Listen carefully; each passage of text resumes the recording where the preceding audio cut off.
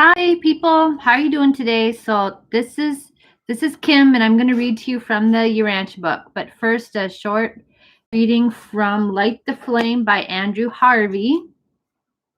Today's March 11th. So this is by from Guru Nanak, who was a 16th century Indian ascetic, right? And he was one of the founders of Sikhism, okay, which I don't know that much about. Um, yeah, but it's one of the faiths in India. A lot of faiths there. Okay. By the grace of God's name, may humanity find itself lifted higher and higher.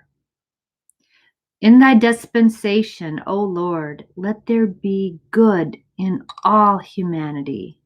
Oh, this is really what I pray for constantly, that because I worry so much about my fellow humans, that some of them are pretty just I can't judge people, but some of my fellow humans scare the out of me, I swear. Okay. And I just say, let there be good in all humanity. So yeah, may humanity find itself lifted higher and higher. This is something that I, lift up the people and help them understand their own divinity and the divinity in all people. And okay, enough said of that. Okay, all right, let's keep going.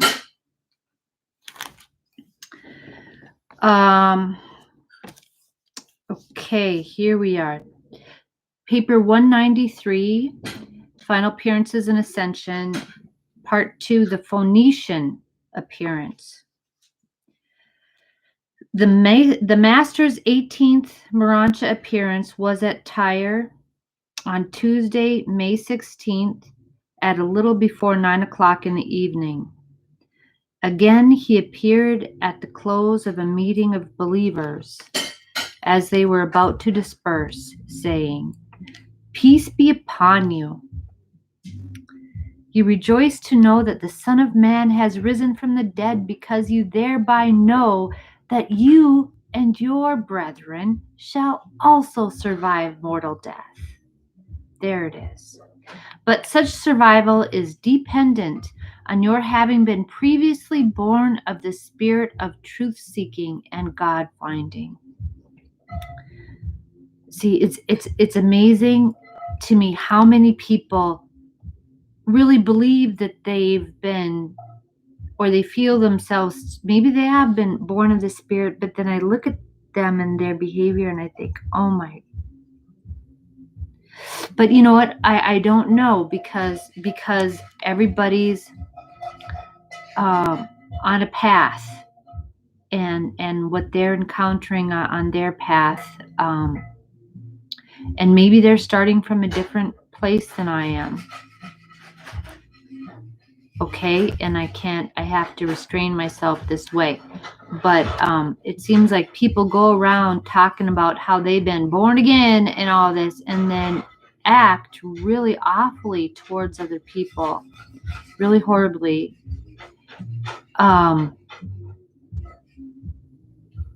So, but I don't know.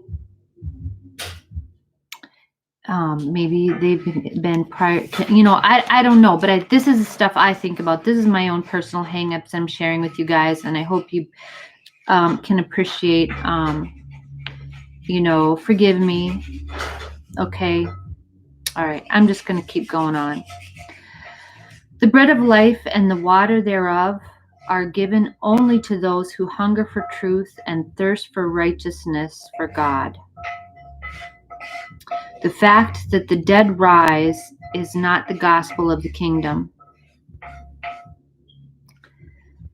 These great truths and these universe facts are all related to this gospel in that they are a part of the result of believing the good news and are embraced in the subsequent experience of those who, by faith, become, in deed and in truth, the everlasting sons of the eternal God. My Father sent me into the world to proclaim this salvation of sonship to all men. And so I send you abroad to preach the salvation of sonship. Salvation is the free gift of God, but those who are born of the Spirit will immediately begin to show forth the fruits of the Spirit in loving service to their fellow creatures. There you go. Those who are born of the Spirit will immediately begin to show forth the fruits of the Spirit. Okay. Now that's the key right there. Will immediately. So right away when you're born of the Spirit, you're going to start growing in ways toward God, but you have to begin, right? So we don't know where people are beginning from. They might be beginning from a place where they've been injured or conditioned to, but they will immediately begin to show forth the fruits of the Spirit in loving service to their fellow creatures. Okay.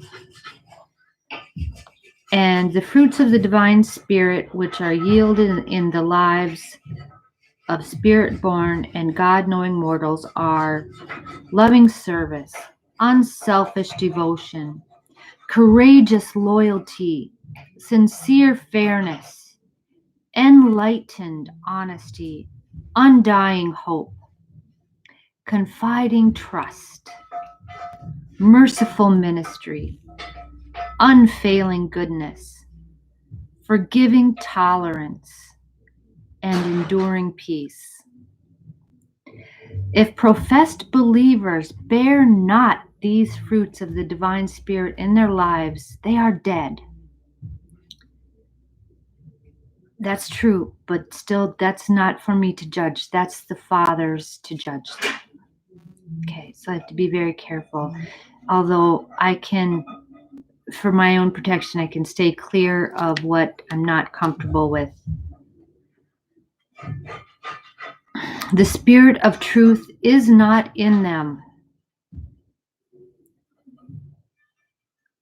Okay, because they've rejected that. Because the Spirit of truth is poured out on all flesh.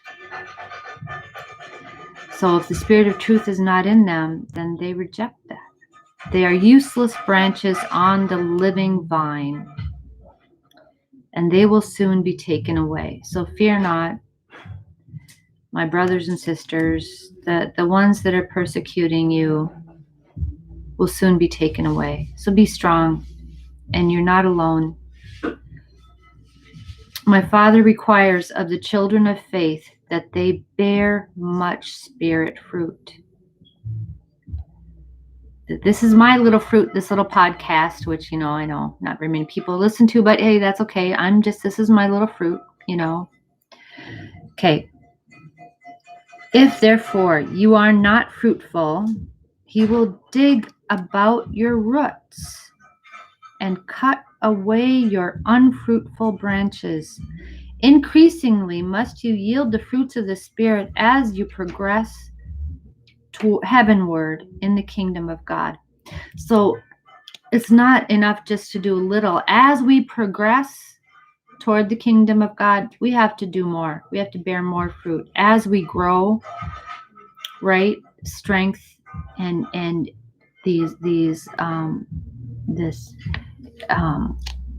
build more positive habits, of compassion and yearning for truth and divinity. Okay, then we bear more fruit. And you're supposed to do that. You may enter the kingdom as a child But the Father requires that you grow up by grace to the full stature of spiritual adulthood.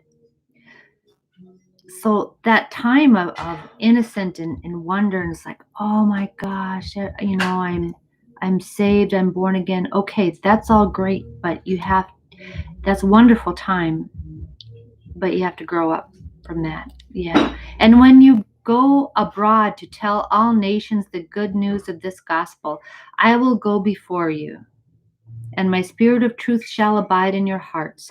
My peace I leave with you. And then the master disappeared from their sight. The next day, there went out from Tyre those who carried this story to Sidon and even to Antioch and Damascus. Jesus had been with these believers when he was in the flesh. They were quick to recognize him when he began to teach them. While his friends could not readily recognize his Urantia form when made visible, they were never slow to identify his personality when he spoke to them. That's so interesting because we recognize somebody when we see them by sight. It's not like, you see somebody here and then you don't know them until they start talking to you or start,